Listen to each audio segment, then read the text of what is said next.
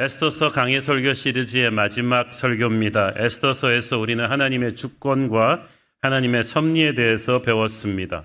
정리하자면 하나님의 주권이란 결국 천지를 창조하신 하나님의 뜻이 역사를 끌고 가고 있다 하는 거예요. 그래서 인간들이 마음대로 하는 것 같지만 역시 하나님께서 역사의 주관자이심을 뜻하고 하나님의 섭리는 바로 그 하나님의 주권이 이루어지는 과정입니다.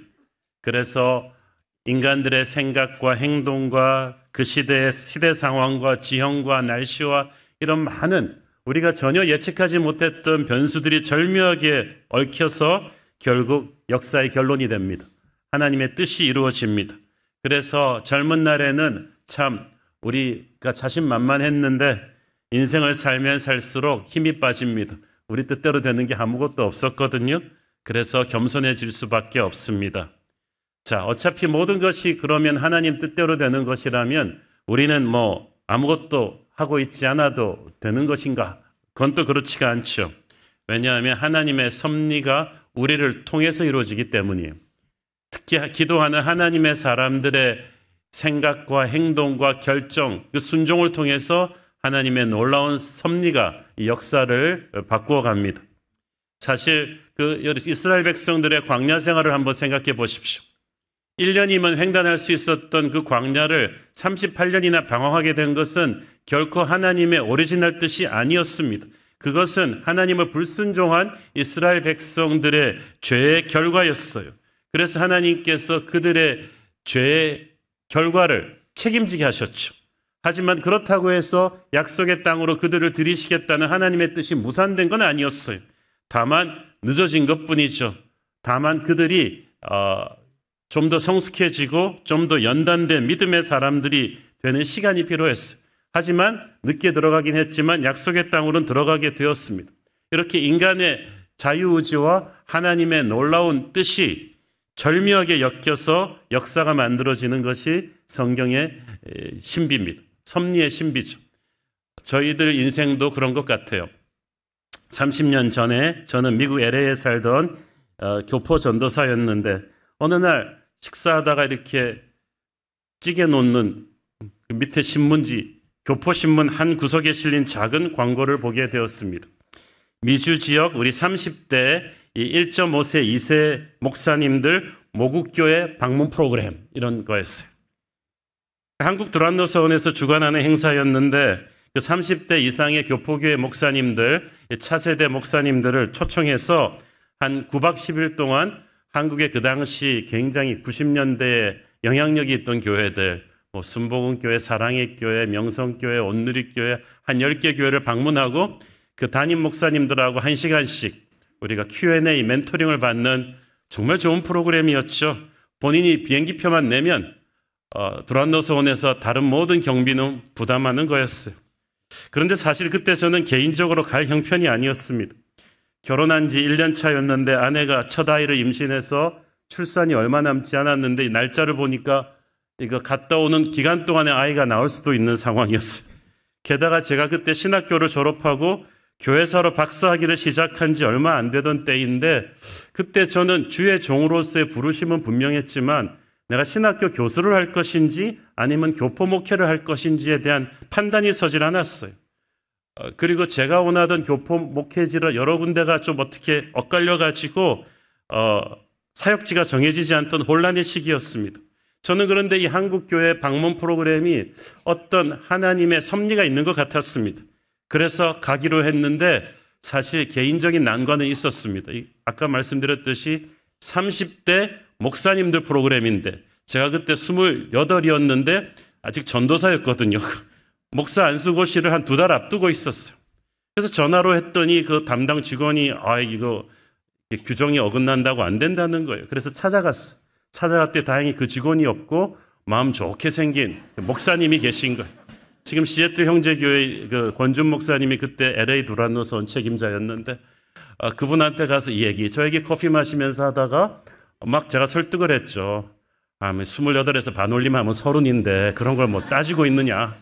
그리고 내가 2달 있으면 목사 안수고시 보는데 믿음을 가지고 미래를 봐야지 그걸 전도사라고 못 가게 하고 이런 건 아닌 것 같다. 그러면서 막 그분을 혼미하게 막 만들어가지고 마지막 명단 리스트에 제 이름을 넣었어요. 그래가지고 오게 된 거죠. 그래서 한국에 와서 이제 사랑의 교회, 온누리교회, 순복음교회 쫙 방문을 하면서 이름만 듣던 담임 목사님들, 옥하눔, 하용조, 이렇게 분들을 쫙 개인적으로 우리가 만나면서 이렇게 얘기를 했는데, 이 다른 가치관 분들은 막 시설 보고 막 사진 찍고 그러는데, 저는 제일 앞에 앉아가지고 그 담임 목사님들 Q&A 세션에 열심히 듣고 질문하고, 그래가지고 나중에 그 어른들과 아주 개인적인 멘토링을, 관계를 하게 되었죠. 저는 사실 그러면서 놀랐어요. 미국 살면서도 저는 미국에 있는 주류 교회들 배울 생각을 못 했는데, 한국에 있는 앞서 나가는 교회들이 미국에서 왔으니까 릭 고렌, 그 세르백 교회를 아느냐, 또 윌러크릭 교회를 아느냐, 이런 질문을 하는데 우리가 몰랐거든요. 그래서 미국 다시 돌아와서 배우게 됐죠. 내가 코앞에서 교포교회만 알고 미국 교회를 몰랐구나. 한국 교회 목사님들이 앞서 나가는 미국 교회를 공부하고 있구나. 그런 또 생각을 하게 됐어.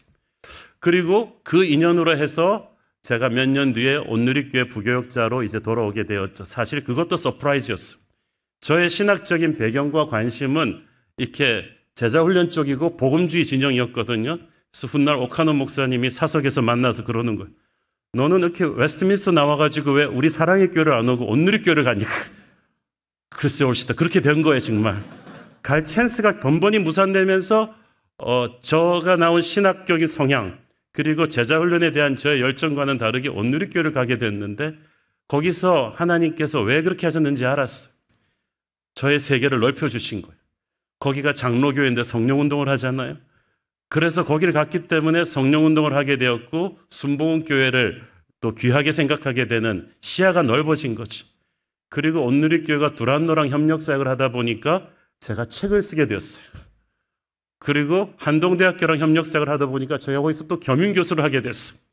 그러다 보니까 세상 실업인들 모임에서 리더십 강의를 하게 되었고, 그리고 거기서 이제 제가 세상 속에 들어가는 그리스도인의 평신도 사역의 지평을 넓히게 된 거죠. 이걸 통해서 하나님께서 저는 전혀 예측하지 못했던 상황을, 그래서 한국에서 2년만 배우고 돌아가려고 했는데 10년을 있게 되더니 새로운 교회까지 개척하게 된 것입니다. 지금 그래서 여러분이 경험하고 있는 새로운 교회 모든 예배 스타일, 목회 철학, 컨텐츠들은 모두 다 그렇게 해서 빚어진 거예요. 제가 지금 돌이켜서 생각해 보면, 그때 제가 밥 먹다가 그 된장찌개 깔으라고 썼던 그 교포신문의 한 조각 광고 섹션을 보고 뭔가 스파크가 없었다면 그것이 제 운명의 터닝 포인트가 될 줄 누가 알았겠어요? 만약 그런 프로그램을 그때 두란노 소원이 열어주지 않았더라면 참고로 제 뒤에 한 2기, 3기 하다가 없어졌어요. 흐지부지. 근데 저는 직감적으로 알았어요. 뭐든지 1기를 껴야 돼요. 우리 다음에는 없어지겠다는 그런 느낌이 들었죠. 그리고 그때 제가 여러 가지 현실적인 문제 때문에 내가 30살이 안 됐고 목사가 아니라서 안 된다 그랬을 때 포기했더라면 오늘날 한옥 목사도 새로운 교회도 없었겠죠. 이런 것이 하나님의 섭리의 신비라는 것입니다. 사실 저의 미래의 운명을 결정할 때 여러분 같으면 이렇게 막 산기도 가서 경건한 분위기 속에서 홍아 이리로 가거라 이런 걸 들은 줄 알았는데, 밥 먹다가 된장찌개 흘린 그 신문 조각이 섭리의 시작이 될 줄 누가 알았겠습니까? 여러분, 우리가 항상 하나님과 동행하면서 우리에게 일어나는 모든 상황 속에서 영적 안테나를 켜놓고 하나님의 인도하심을 발견해야 되는 줄 믿습니다. 그리고 거룩한 기회가 왔을 때 여러분 물러서지 마세요. 꼭 일기에 끼세요. 물론 그 선택은 희생과 모험을 요구할 것입니다.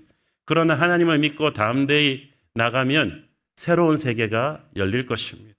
모르드게와 에스더가 그랬죠. 사실 그 참 괴팍한 왕의 왕비가 된다는 것은 에스더가 원래 계획했던 일도 원하던 일도 아니었어요. 그냥 용모가 워낙 출중했기 때문에 후보로 간택된 거예요. 서프라이즈였어요. 변수였어요. 계획이 없던 일이었지만 에스더와 그의 멘토 모르드게는 이건 하나님의 뜻이 있을 것이다 라고 기도하면서 임했고 경쟁을 뚫고 왕비가 되었어요. 그리고 또 그게 끝이 아니라는 걸 알았어요. 무서운 하만의 유대인 말살음모가 시작되었을 때 바로 이 순간을 위해서 하나님이 나를 만드셨다는 확신이 왔고, 두 사람 모두 함께 금식하고 기도하며 그 위기를 돌파했죠. 여러분, 우리는 미래를 모르지만 하나님은 아십니다. 우리가 생각할 수도 없는 작은 사건 하나, 전화 한 통, 신문 한 조각, 만나게 되는 사람 하나가 우리를 어떤 새로운 세계로 끌고 갈지 모르는데, 우리는 어떤 상황이 와도 하나님의 섭리의 파도에 담대히 올라탈 준비를 해야 되는 거예요. 특히 에스더서를 통해서 우리는 악한 상황을 통해서도 선을 이루시는 하나님을 볼 수가 있습니다. 우리는 하나님의 사람은 계속 복만 받을 거라고 생각하는데 그렇지 않아요. 믿음의 사람의 인생에 거친 파도가 밀려올 때가 있어요. 요셉도 다니엘도 에스더도 그랬어요. 그렇다면 그의 인생은 섭리의 인생이 아닙니까? 섭리의 인생이죠. 섭리의 인생에 오는 폭풍은 반드시 반전의 축복이 있습니다. 우리가 어떻게 임하는가에 따라 달렸죠. 악한 하만으로 인해 유대인들은 멸망당할 뻔했지만 그로 인해서 그들은 하나님의 백성으로서의 영적인 야성을 회복하고 잠적인 대적들을 다 뿌리 뽑고 멸시받던 민족이 페르시아 내에서 그래도 위상이 높아졌어요. 우리 인생에 갑자기 몰아닥치는 파도가 하나님의 변장된 축복일 수도 있다는 것을 우리는 에스더서에서 배웁니다. 대만의 대표적인 목회자였던 주연아 목사님의 간증인데요. 1940년대 후반에 중국 본토가 공산화되기 전에 그는 상해에서 신학교를 다니고 있었다고 합니다. 그 당시 그 상해 신학교의 분위기는 교수들과 학생들이 항상 좀 철학적이고 논리적인 토론을 많이 하고 그렇게 이론 중심의 공부를 많이 하고 있었다고 해요. 그런데 중국 본토가 이제 공산군의 발길에 다 휩쓸리고 이제 머지않아 상해까지도 공산화될 위험이 놓여있던 그때 그 신학교 교수들과 학생들이 정신을 번뜩 차렸어요. 그래서 학업을 전폐하고 강의실에 모였다고 합니다. 하루 종일 기도했습니다. 하나님, 우리가 이 위기 앞에서 살아계신 하나님을 만날 수 있도록 도와주세요. 너무 무서워가지고 현실이 자신들의 영성으로는 감당이 안 되는 거예요. 그래서 교리적인 배움이 아닌 살아계신 하나님을 직접 만나야겠다. 그래가지고 그냥 그들이 오순절 다락방 성도들처럼 막 기도를 한 거예요. 교수와 신학생들이 한마음으로 금식하며 기도하고 부르시는데 성령이 불이 임했어요. 중국 상해판 오순절 다락방 사건이 일어난 거지.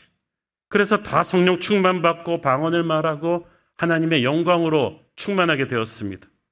그리고 나서 예측대로 중국 공산당이 본토를 다 점령했어요.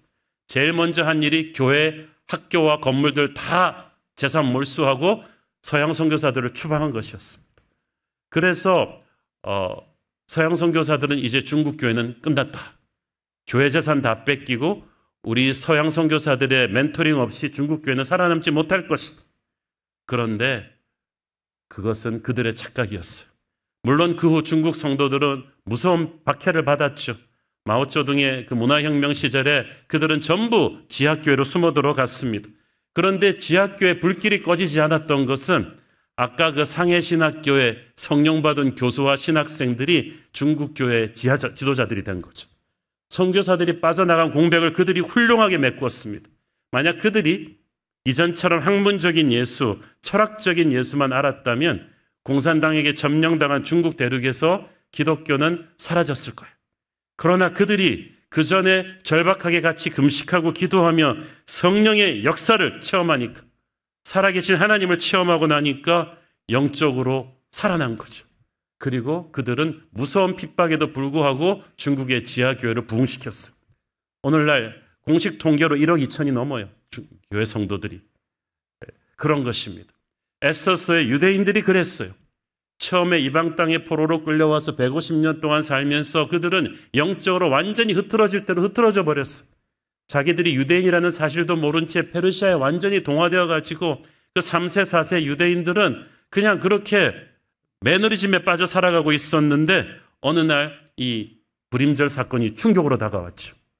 갑자기 악한 하만이 오직 유대인이라는 이유만으로 전국에 있는 유대민족을 몰살시키겠다고 나오니까 정신이 번쩍 난 거예요. 야, 이 페르시아가 우리의 영원한 고향이 아니구나. 우리에게 돌아갈 예루살렘이 있구나. 우리가 하나님의 백성이구나. 그러면서 어리벙벙하게 그렇게 살던 유대 백성들이 영적인 야성이 살아났어요. 그들 안에 잠자고 있던 믿음이 깨어났고 그들은 함께 기도하고 금식하며 불임절을 지키며 영적으로 무장하기 시작했고, 이로 인해 15년 뒤에 에스라를 따라서 포로 귀환을 할 수 있는 사람들이 생긴 거예요. 그렇게 돌아간 사람들이 예루살렘의 예배를 다시 회복시키지 않습니까? 여러분, 우리에게 오는 어떤 고난의 파도는 그런 것입니다. 인간적인 눈으로 보기엔 재앙인데 하나님이 그걸 사용하셔서 우리의 기도를 깨우시고 영적인 야성을 불러일으키시고 그렇게 하는 거예요. 다가올 부흥의 시즌을 감당할 수 있게 하십니다. 우리 인생이 해석이 되지 않을 정도로 답답하고 힘들 때 우리가 하나님을 원망할 수 있어요. 그러나 그때는 원망할 때가 아니고 우리가 진짜 믿음을 꺼내들 때라고 믿습니다. 우리가 금식하고 기도하며 이 고난의 파도 속에 담긴 성령의 인도하심을 분별한다면 하나님께서 놀라운 섭리의 신비를 우리에게 보여주실 줄 믿습니다. 그게 이제 이때까지 우리가 에스더서를 좀 정리하는 내용이었어요. 이제 본문으로 이제 들어가겠습니다. 이제 본문 들어가면 이제 어떡하냐. 그래도 설교 끝나는 시간은 똑같다는 이 신비한 섭리를 여러분이 오늘 느낄 것입니다. 사실 정상적인 스토리 흐름으로 볼 때 에스더서는 9장으로 끝내는 게 옳죠. 악한 하만과 그의 대적들이 다 몰살당하고 전국의 유대인들이 승리의 축제를 벌이는 불임절의 잔치, 이 정도면은 할리우드 영화 같으면 이게 스펙테클한 엔딩으로 손색이 없습니다. 그런데 굳이 오늘의 본문인 10장이 더 추가되었어요. 마치 드라마가 끝난 뒤에 붙는 쿠키 영상처럼 붙은 거예요. 하나님께서 그것도 3절밖에 안 되는 10장 본문을 왜 더 붙이게 하셨을까요? 특히 재미있는 것은 이 마지막 결론이 되는 10장 본문에 에스더가 없어요. 에스더서인데 에스더가 없어요. 주인공이 모르드게예요. 모르드게가 어떻게 이 결론이 될까? 이때까지 배후 조연으로 나왔던 모르드게가 갑자기 확 부상하는 이유, 그것을 오늘 우리는 다루고자 하는 것입니다. 1절 읽습니다. 아수에로 왕이 그의 본토와 바다 섬들로 하여금 조공을 바치게 하였더라. 여기서 조공은 화폐가 통용되지 않던 시절에는 물건이나 어떤 육체적인 부욕을 의미했지만 이때는 이미 화폐가 통용되는 시대라서 백성들이 그리고 속국들이 바치는 세금을 의미했어요. 그래서 세금이 많이 들어와서 나라가 풍성해졌다는 뜻이에요. 에스더서 마지막에 뜬금없이 왕이 세금 잘 걷어서 나라가 풍성해졌다는 얘기가 왜 나올까요? 이스라엘도 아니고 이방제국 페르시아인데, 많은 성경학자들은 이것은 총리 대신 모르드게의 공로라고 봅니다. 페르시아는 이때까지는 무자비한 정복 전쟁으로 부를 축적했는데 이번에는 평화로운 국가 체제에서 국가가 경제 운영을 잘해가지고 사람들의 살림이 윤택해져서 낸 세금으로 인해 국고가 풍성해진 거예요. 이것은 그 옛날 애굽의 총리 대신 요셉으로 인해서 백성들이 나라 경영이 잘 돼서 경제가 풍성해지고 국가에 대한 보답으로 기꺼이 이렇게 세금을 낸 것과 똑같은 거예요. 워낙 나라가 잘 살림을 경영해줘서 잘 살게 되었으니까 국민들이 세금 내는 걸 컴플레인하지 않았어요. 이로 인해서 모르드게는 왕의 자존심을 한껏 세워주었죠. 2절 읽습니다. 왕의 능력 있는 모든 행적과 모르드게를 높여 존귀하게 한 사적이 메대와 바사 왕들의 일기에 기록되지 아니하였느냐. 이 왕의 능력 있는 모든 행적은 사실 왕이 한 것이라기보다는 실무 책임자인 모르드게의 지혜로운 국가 경영 정책을 말하는 것입니다. 우리가 겉으로만 보기에는 모르드게는 한낱 대궐 문지기가 벼락출세해서 총리 대신이 되니까 수지 맞았다 라고 생각할 수 있는데, 실은 모르드게가 수지 맞은 게 아니라 정말 힘든 국가 위기의 순간에 모르드게 같은 뛰어난 총리 대신을 맞은 페르시아가 수지 맞은 거죠. 노예소년 요셉이 애굽 총리가 된 게 수지 맞은 게 아니라 기근으로 온 세계가 굶어 죽어가는데 요셉 같은 하나님의 사람을 총리 대신으로 맞아서 살아난 애굽이 수지 맞은 거죠. 저는 우리 성도들이 세상에 들어가서 승진하시면 그거는 여러분이 수지 맞은 게 아니라 그 직장이 수지 맞은 거라고 봅니다. 하나님의 사람이 들어갔기 때문에 직장이 달라질 거예요. 그 당시 페르시아가요, 겉으로는 세계 강대국이었지만 지금 속은 굉장히 위기 상태. 왜냐하면 왕이 무리한 그리스 침략 전쟁으로 인해서 국고가 바닥이 나버렸어. 아까운 젊은이들은 수십만이 가서 죽었어. 인심이 그냥 지지율 요새 따졌으면 완전히 막 바닥을 치는, 게다가 그러니까 살림도 피폐한데 왕은 또 괴팍한 성격에 신하들을 의심하고 또 귀도 얇아가지고 막 하만 같은 사람을 중용하고 그 사람 말 듣고 나쁜 정책을 하고, 그래서 페르시아가 사실은 굉장히 위험한 상태였는데 이때 모르드게가 총리 대신이 된 거예요. 그가 나라 살림을 경영하기 시작할 때 요셉에게 주셨던 하늘의 지혜가 임했어. 순식간에 모르드게를 통해서 망하기 직전에 페르시아가 살아나더니 경제 성장을 하고 풍성해진 거예요. 인사가 만사라고 왕이 다른 걸 다 죽을 써도 모르드게를 총리 대신으로 임명한 게 그의 가장 큰 치적이었습니다. 여러분 보세요. 아르헨티나가 그 2차 대전 끝나고 한국 전쟁 당시만 해도 세계 7대 부국 중에 하나였어. 근데 경제 부도가 몇 번 국가 부도가 나더니 지금은 세계에서 가장 경제가 파탄이 난 나라 중에 하나잖아요. 그때 아무것도 없던, 자원도 모두 없이 잿더미가 됐던 한국하고 싱가포르는 훌륭한 리더십으로 인해서 나라가 이렇게 잘 살게 되었는데, 그 국가가 위기에 있을 때 어떤 리더를 만난가가 굉장히 중요합니다. 모르드게가 위기에 페르시아를 일으켜 세운 거예요. 그리고 사람들이 그러니까 왕에게 겉으로는 환호하면서도 이거는 모르드게 공로라는 걸 모르는 사람이 없어요. 그래서 왕도 그걸 아니까 모르드게를 높여 존귀하게 한 것입니다. 이 일이 일반 역사인 메데와 마사, 즉 페르시아 제국의 역사에도 기록되었다고 했어요. 이 얘기가 왜 나오느냐? 성경은 신화의 책이 아니라 정확한 역사 기록이라는 거예요. 실제로 페르시아 지역에서 발굴된 상형문자 토판에 의하면 아하스웨로 왕 통치 시기에 마르두카라는 위대한 인물이 페르시아의 총리가 되어서 나라를 일으켜 세웠다고 기록되어 있어요. 학자들은 이구동성으로 이 마르두카가 바로 모르드게의 이름이라고 추측합니다. 하나님께서 하나님의 성령으로 무장한 하나님의 사람을 쓰셔서 그 사람이 살고 있는 직장과 나라를 부강하게 하신다는 증거죠. 그래서 1절, 2절 말씀이 얼핏 보면 페르시아 제국의 영광 같지만 실은 하나님께서 하나님의 사람을 통해서 그 나라와 조직에 복을 주시고, 그렇게 복받은 나라가 또 역으로 그 하나님의 백성들에 위한 축복을 준다는 것을 말하는 거예요. 그래서 아하스웨로 왕을 영광스럽게 세우는 게 아니라 실제로 왕의 이름으로 나라를 운영했던 모르드게를 부각시키는 거죠. 여러분, 우리가 한국 국민이기 이전에 하나님 나라 시민이죠. 그러나 하나님께서 이 시점에 한국 국민으로 여러분을 태어나게 하신 분명한 목적이 있으시죠. 이 시점에 이 위기의 대한민국을 살릴 존재가 바로 여러분인 거예요. 여러분이 모르드게예요. 그래서 하나님의 성령과 지혜로 무장하고 나라와 민족을 위해서 여러분 기도하시고 나라를 사랑하시고 나라를 위해 봉사하셔야 됩니다. 저는 우리 예수 믿는 사람들이 그렇게 성령 충만하게 겸손히 나라 곳곳에서 섬길 때 이 나라가 복받을 줄로 믿습니다. 하나님께서 영광 받으실 줄 믿습니다. 3절에 보면 모르드게가 아하스웨로 왕의 다음이 되었다고 했는데, 왕 다음가는 총리 대신이 되었다는 말은 여러 번 나오는데 다시 언급된 것은 모르드게가 유대인뿐 아니라 페르시아 전체에서 존경받는 인물이었음을 뜻하는 거예요. 성경에는 위대한 2인자들이 많이 나옵니다.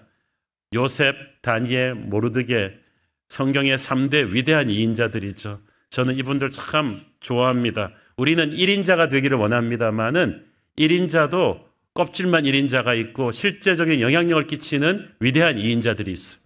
하나님께서 이들을 다 그렇게 사용하신 거죠. 보니까 요셉, 다니엘, 모르드게의 공통점은 전부 밑바닥에서부터 시작한 거예요. 그 나라 그 사법고시 쳐가지고 인류 가문에서 시작한 게 아니고 포로로 끌려가가지고 노예로 시작한 거예요. 그런데 하나님의 성령이 그들과 함께 하시니까, 그들이 항상 하나님과 동행하니까 뭐 그 나라 인류 인재들 다 소용없고 하나님이 그들을 흙 속에 피는 장미로 만드셔서 역사의 중심에 세우셨습니다. 여러분, 그렇기 때문에 세상 속에서 주눅들지 마세요. 여러분이 요셉이고 다니엘이고 모르드게예요. 인간적인 백 필요 없어요. 고등학교 동창회 이런 거 필요 없어요. 능력 배경 좋은 부모 아니에요. 하나님께서 여러분을 높이실 거예요. 그러므로 어떤 난관 속에서도 주눅들지 마시고 하나님과 동행하십시오. 하나님께서 여러분을 교회뿐 아니라 세상에서도 영광받는 존재로 세우실 거예요. 이 모르드게는 유대인으로서의 자긍심이 있었습니다. 3절 읽습니다.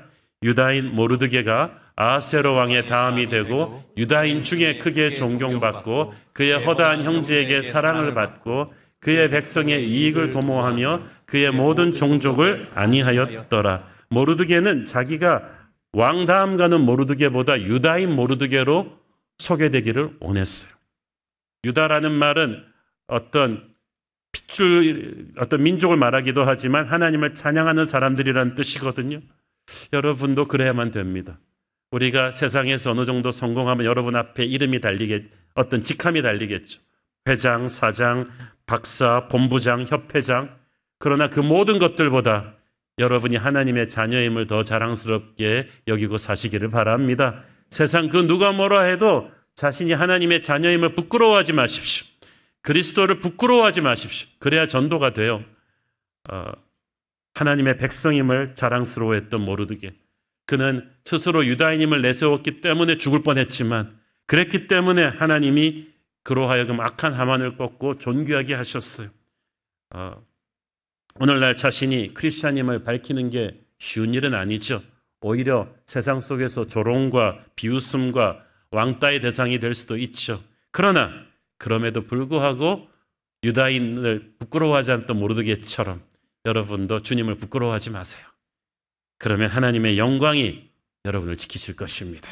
마태복음 10장 32절 누구든지 사람 앞에서 나를 시인하면 나도 하늘에 계신 내 아버지 앞에서 그를 시인할 것이요. 여러분이 세상 속에서 하나님 앞에 계속 자랑스럽게 딱딱 부끄러워하지 않으면 계속해서 여러분이 하늘 아버지 앞에서 여러분을 시인하는 예수님의 음성을 들을 거예요.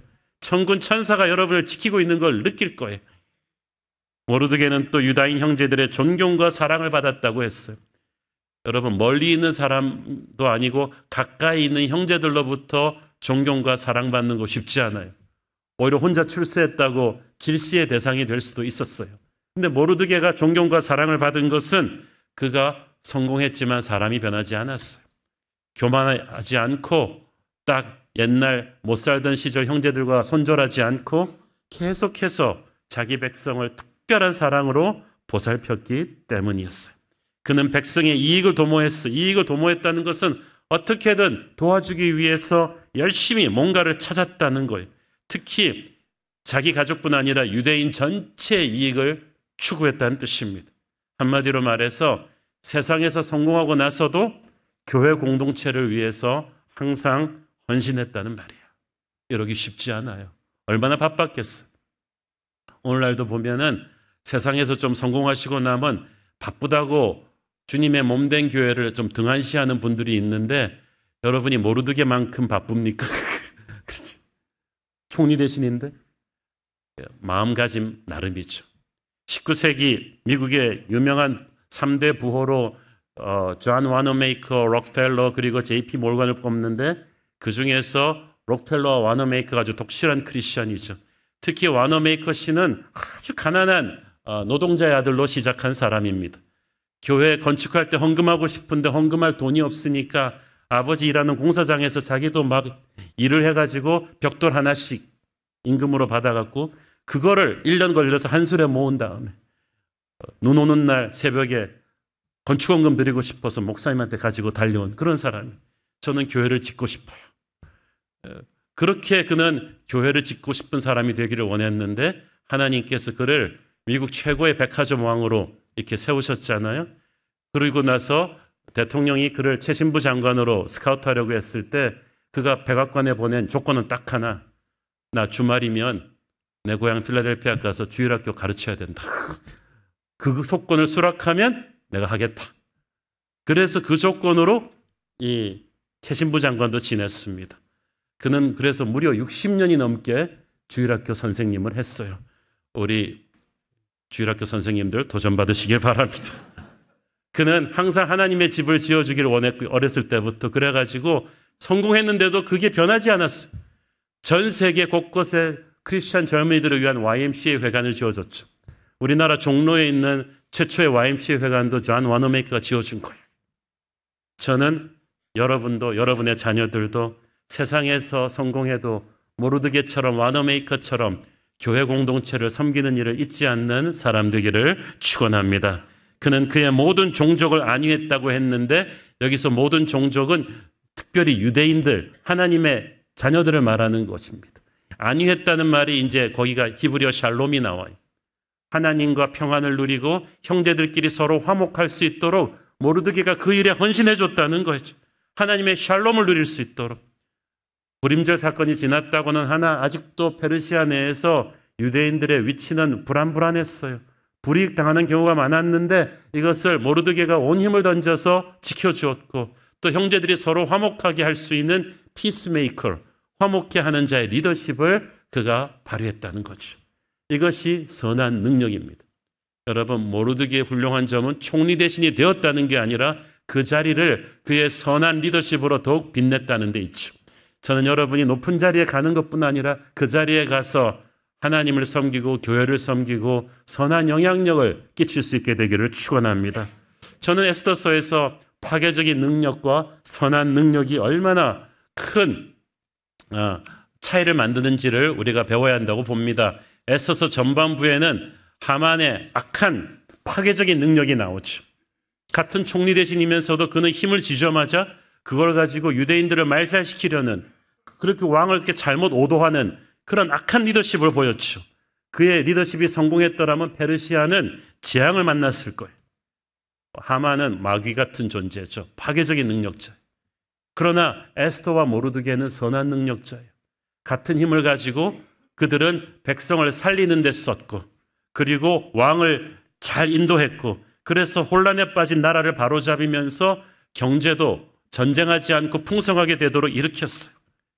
여러분, 시대 탓하지 마시고 사람 탓하지 마시고 하나님의 빛을 발하십시오. 이 에스더서가요, 우리 성도들이 설교하는 지난 10주 동안에 각 공동체마다 큰 은혜를 받았다는 간증들이 많았어요.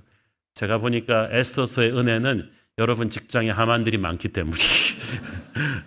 그렇지만 하만들이 한국에 득식을 하니까 하나님이 이 땅에 모르드게로 에스더로 여러분을 보내신 거예요. 그게 여러분의 존재의 의미예요. 그렇기 때문에 하나님이 여러분을 모르드게처럼 써달라고 기도하십시오. 여러분에게 힘이 주어졌을 때 오만하거나 타락하지 마시고 힘을 가지고 겸손하고 성실하게 일해서 위로는 왕을 섬기고 아래로는 국민들을 섬기면서 나라를 든든하게 세우는 창조적인 능력자가 되기를 축원합니다. 에스더서에서 우리는 모르드게가 왜 결론이냐? 그가 예수님을 예표하는 인물이기 때문이에요. 사실 그는 무대에 선 에스더의 뒤에 있었어요. 그렇죠? 그렇지만 그가 없었다면 에스더는 없어요. 천의 고아가 되었던 에스더를 입양해가지고 부모처럼 키운 사촌오빠 아닙니까? 그것도 그냥 대충 밥만 먹이고 키운 게 아니에요. 그 훌륭한 신앙과 인품의 에스더가 이 열매를 보면 뿌리를 안다고 그 에스더가 하루아침에 하늘에서 떨어졌겠어요? 모르드게가 그렇게 양육한 거예요. 그리고 에스더가 왕비 후보로 갈 때도 뒤에서 끊임없이 조언하고 중보하고 보이지 않는 곳에서 모르드게의 그 사랑과 중보와 조언이 없었다면 왕후 에스더는 결코 태어나지 않았을 것입니다. 우리 주님이 모르드게 같은 분이세요. 우리 인생에서 우리가 무대의 스포트라이트를 받고 있지만은 우리의 뒤에서 나의 등 뒤에서 나를 도우신 그분의 손길이 없었다면 저와 여러분은 이 자리에 없어요. 태어날 때부터 지금까지 여러분이 운이 좋아서 넘겼다고 생각했던 그 위기들은 운이 아니었어요. 그거는 예수님의 은혜였어요.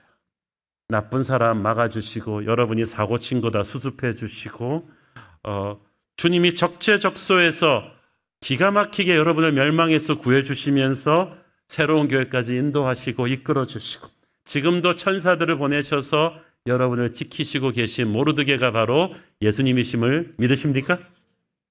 늘 감사하고 살아야죠. 에스더가 아무것도 아닐 때에도 모르드게가 있었듯이 에스더가 왕후가 된 뒤에도 성공한 뒤에도 보이지 않는 모르드게의 영향력은 계속되었어요. 성공한 뒤에 자기가 인생의 목적을 잃고 타락하기 쉬운데 민족의 위기가 왔을 때 에스더는 주저했지만 모르드게가 잡아줬죠. 네가 오늘날 너의 모든 인생이 바로 이때를 위함이다 하면서 도전했고 에스더가 정신을 번쩍 차리고 그 다음부터 정말 3일 죽으면 죽으리라의 금식 기도를 하잖아요. 그 죽으면 죽으리라의 결단은 모르드게의 도전이 없었다면 불가능했어요. 우리 주님은 우리가 아무것도 아닐 때도 우리를 지켜주셨지만 우리가 어떤 자리에 섰을 때 돈을 가지게 되고 지위를 가지게 되어서 우리가 조금 나태해지려고 할 때 현실에 안주하려고 할 때 우리를 흔들어 깨우는 분이십니다. 네가 왜 성공했느냐? 네가 왜 돈을 벌었느냐? 너는 하나님의 일을 해야 된다고 우리를 깨우십니다. 우리를 교만하지 않게 비전의 결단을 하게끔 주님께서 우리를 찌르시고 계신 거예요. 저는 여러분이 주님의 그 도전하는 음성을 듣기를 바랍니다. 미국 북동부의 그 로드 아일랜드 주에는 프로비던스라는 이름의 해안 도시가 있습니다. 이 도시의 이름 프로비던스는 하나님의 섭리라는 뜻이죠. 미국 역사를 공부할 때 꼭 알아둬야 되는 도시예요. 청교도들이 처음 유럽을 떠나서 대서양을 건너와서 이곳에 상륙해서 새 인생을 시작했죠. 그런데 건너오면서도 죽을 뻔했지만 첫 해 너무 추워가지고 그 100여 명이 건너왔는데 50여 명이 동사합니다. 첫 해를 넘기지 못하고. 그러니까 이들은 유럽에서 종교 박해를 피해서 왔는데 이 신대륙 미국에 와보니까 그 웅장하던 유럽의 건물 같은 건 아무것도 없고 너무나 황무지. 인디안들을 사방에서 들끓고 춥고 배고프고 앞으로 어떤 일들이 기다리고 있을 줄 몰랐어요.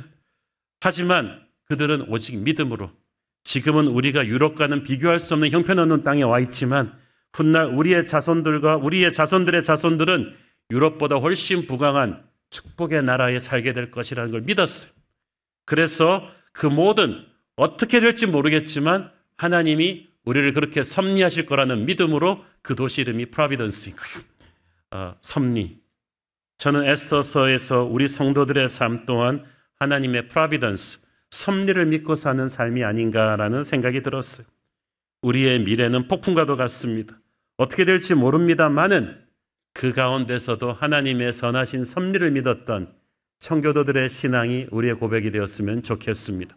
에스더서의 주제 성경 구절이라고 할 수 있는 우리 로마서 8장 28절 함께 읽겠습니다. 우리가 알거니와 하나님을 사랑하는 자 곧 그의 뜻대로 부르심을 입은 자들에게는 모든 것이 합력하여 선을 이루느니라. 아멘. 우리 함께 기도하시겠습니다. 우리 주님, 우리의 인생의 모든 것이 합력해서 그 실패도 절망도 나의 실수도 돌발적인 사고도 다 합력해서 선을 이루실 줄을 믿습니다. 선하신 하나님께 제 인생을 맡깁니다. 우리 자녀들을 맡깁니다. 하나님의 섭리로 인해 우리가 선한 능력으로 승리하게 하옵소서. 예수님 이름으로 기도했습니다. 아멘.